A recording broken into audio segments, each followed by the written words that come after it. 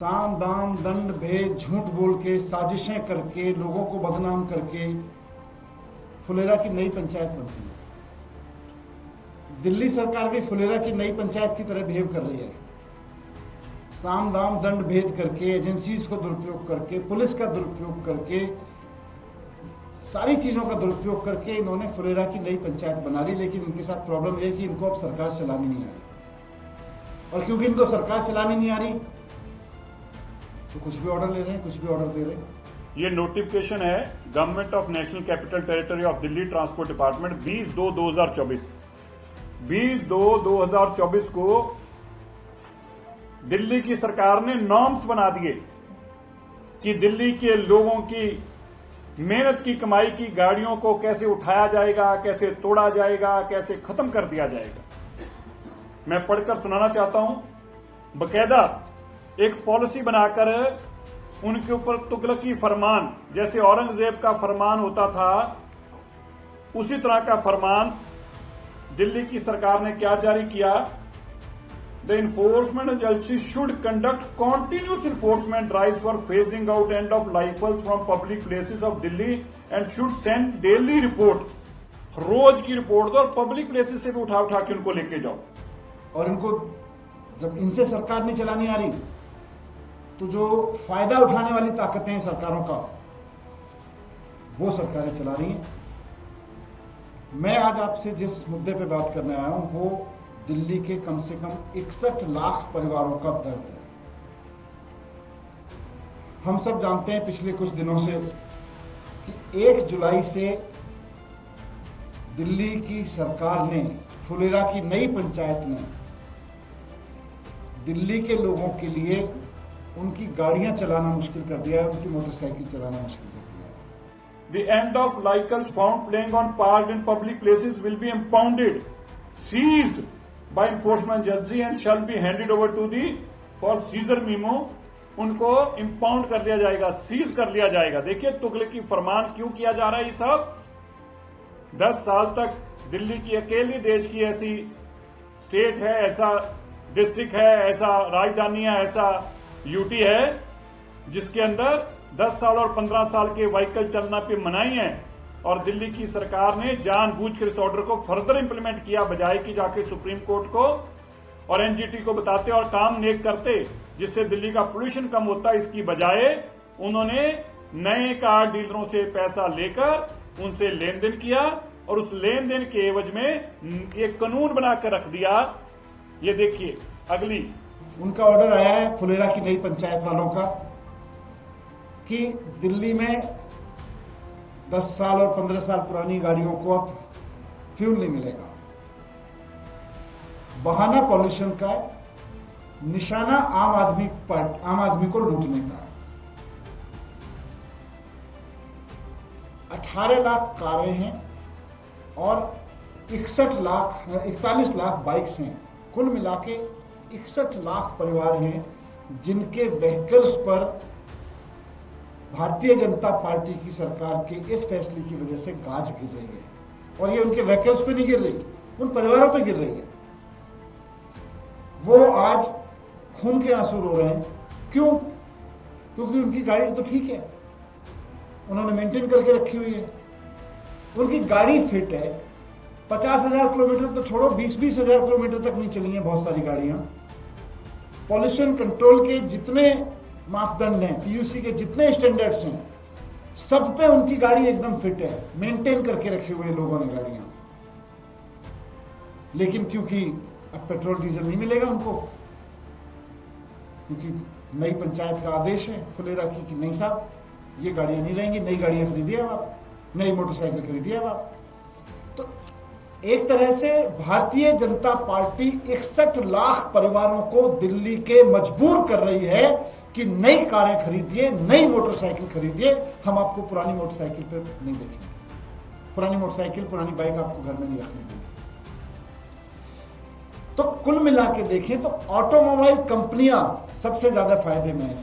यहां तक ही नहीं रुके, उन लोगों ने प्रोसीजर भी तय कर दिए। क्या कर दिए? हर व्हीकल को अंडरटेकिंग देनी होगी कि जो बैंड एनसीडी के अंदर वो कंफर्मेशन नंबर डालकर और ये बताएगा कि मैं दिल्ली में क्या एनसीटी में भी नहीं चलाऊंगा ये गाड़ी, मतलब इनको एनसीटी की भी चिंता थी। ठीक है।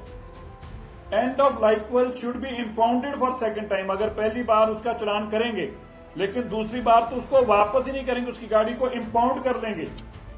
और यहां तक कह दिया कि अगर कोई ट्रांसपोर्ट व्हीकल होगा उसको तो हम पहली बार में ही इम्पाउंड कर लेंगे, पहली बार में उसको इजाजत भी नहीं देंगे छोड़ने की कि वो बाहर भी कहीं लेके जा सके, ये भी इजाजत नहीं देंगे।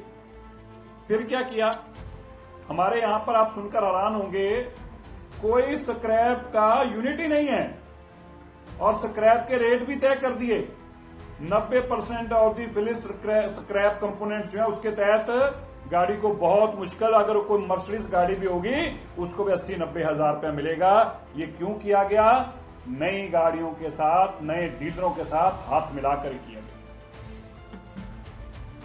और यहीं नहीं रुके, एएनपीआर कैमरे लगा दिए, क्योंकि डीलरों ने आके कहा नई गाड़ी वालियों ने कि भैया तुम्हें पैसे दिए हैं, गाड़ियां अभी भी कम उठ रही हैं।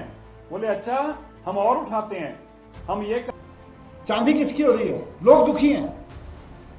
चांदी हो रही है ऑटोमोबाइल कंपनियों की, मौज आ रही है, बड़े बड़े सपने दिख रहे हैं ऑटोमोबाइल कंपनियों को, क्योंकि जब आप मजबूर कर देंगे लोगों को तो 18 लाख परिवारों को नई कार खरीदनी पड़ेगी, 41 लाख परिवारों को नई मोटरसाइकिल खरीदनी पड़ेगी, क्योंकि काम तो चलाना है दिल्ली में, रहना तो है दिल्ली में।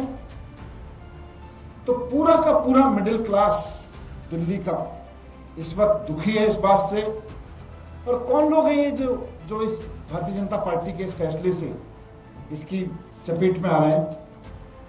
मैं जानता हूं हम में से, आप में से बहुत सारे लोग हैं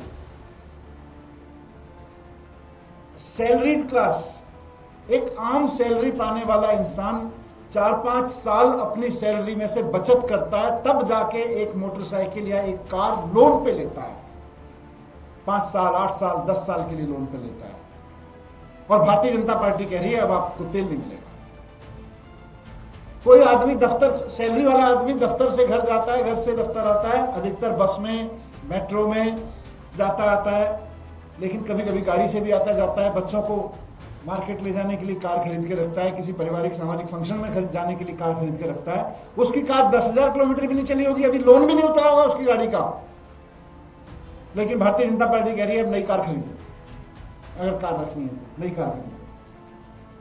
सीनियर सिटीजन हैं, आप सोच के देखिए कि सीनियर सिटीजन अपने पास गाड़ियां रखते हैं और वो बहुत कभी कभार चलती हैं, लेकिन अब सीनियर सिटीजन कहां से नई कार खरीदेंगे? क्योंकि सरकार तो कह रही है अब नई कार खरीदो। अगर सीनियर सिटीजन को अगर कार रखनी है तो नई कार खरीदो, हम आपको पुरानी कार पर नहीं रखने देंगे। तो सैलरीड क्लास जो बड़ी मुश्किल से बचत करा करा के अपने लोन लेता है, फिर किस्तें चुकाता है, उसको भारतीय जनता पार्टी कह रही है नई कार खरीदनी पड़ेगी आपको। सीनियर सिटीजन इस उम्र में रिटायरमेंट के बाद कहां से नई कार खरीदेंगे? मैं कल मंडावली गांव में एक फंक्शन में था, सोशल फंक्शन था, वहां पे बुजुर्गों के बीच यही चर्चा चल रही थी कि भाई हम तो दिन में, हफ्ते में 2-4 दिन गाड़ी बाहर निकालते हैं 15 किलोमीटर 10 किलोमीटर चलाने के लिए, हमारी कार तो अभी 10,000 किलोमीटर नहीं चली है, फिट गाड़ी है, कैसे बदल दें यार, कैसे नई कार ले ले, कहां से ले आऊं? मैं सीनियर सिटीजन हूं। वो बुजुर्ग आदमी मुझसे पूछे थे, रिटायर हो गया, अब मैं किससे पैसे मांगू, मुझे लोन भी नहीं मिलेगा, मैं नई कार कहां से लाऊं? तो ये, और बहुत सारे वर्ग ऐसा है जो सेकंड हैंड गाड़ी खरीदता है। सैलरीड क्लास में छोटी दुकान वाला आदमी है, छोटी कमाई है उसकी, वो सोचता है थोड़े से पैसे बचा लेते हैं, थोड़ा सा कहीं कहीं से पैसे बचा लेते हैं, 5-6 साल पुरानी एक सेकंड हैंड कार खरीद लेंगे। किसी ने पैसे बचा बचा के 6 साल पुरानी, एक 4-5 साल पुरानी कार खरीदी। अब भारतीय जनता पार्टी की सरकार कह रही है भाई 5 साल पहले आपने कार खरीदी थी, अब बेच दो, दूसरी खरीदो, नहीं खरीदो, अब नहीं खरीद चलने देंगे इसे। करते हैं, कैमरे लगा देते हैं पूरी दिल्ली के अंदर, पूरी दिल्ली में कैमरे लगवा दिए और कैमरे लगाकर उनके माध्यम से चुन चुन कर अब गाड़ियों को हटाया जा सके, उसका इंतजाम किया गया। और पर्दे के पीछे क्या कहा जाता है बार बार कि सुप्रीम कोर्ट ने कहा, एनजीटी ने कहा। कभी किसी ने पूछा भाई सुप्रीम कोर्ट एनजीटी को तुमने जाके बताया कि दिल्ली और देश के अंदर अगर बाकी जगह पर मान्य नहीं है कानून तो हमारे पे लागू क्यों हो रहा है? आपने जानबूझकर दिल्ली के पोल्यूशन को बढ़ाने का काम किया ताकि ऑर्डर जो है पक्का ही लागू हो जाए और नई कंपनियों से पैसे मिलते रहे। आज हमने रेस्पेक्टेड चेयरमैन उनको ये जानकारी दी है कि जो ये एएनपीआर कैमरे लगाए थे, सीयूकेएम के चेयरमैन साहब को हमने अभी चिट्ठी लिखकर ये जानकारी दी है। उनको हमने बताया कि जो एएनपीआर कैमरेस लगाए हैं ये रोबोट सिस्टम नहीं है, अभी तक इनके अंदर बहुत सारे चैलेंजेस हैं। मैं बताना चाहता हूं पढ़कर। While the automated number plate recognition system cameras have been installed at most of the fuel stations, the system lacks the requisite robustness required for such crucial system.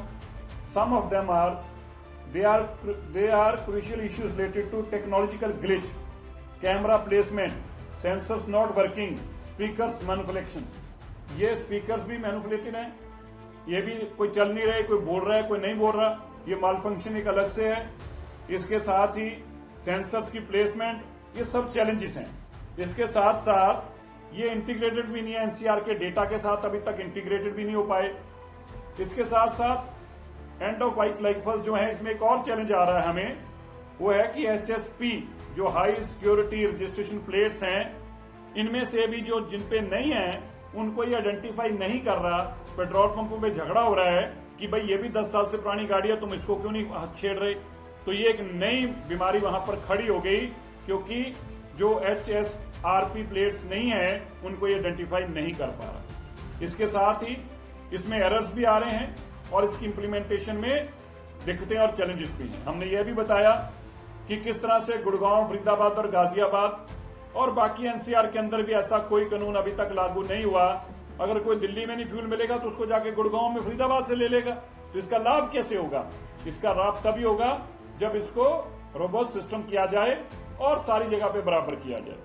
हमने बताया कि दिल्ली की सरकार पोल्यूशन के लिए बहुत तेजी से कदम उठाए हैं, डस्ट मिटिगेशन के कदम उठाए हैं, फ्यूल पोल्यूशन के लिए हमने काम किया है, हमने PM 2.5 को कम करने के लिए काम किया है। हमने बताया कि किस तरह से दिल्ली की सरकार इस साल 70 लाख से ज्यादा पेड़ लगाने जा रही है।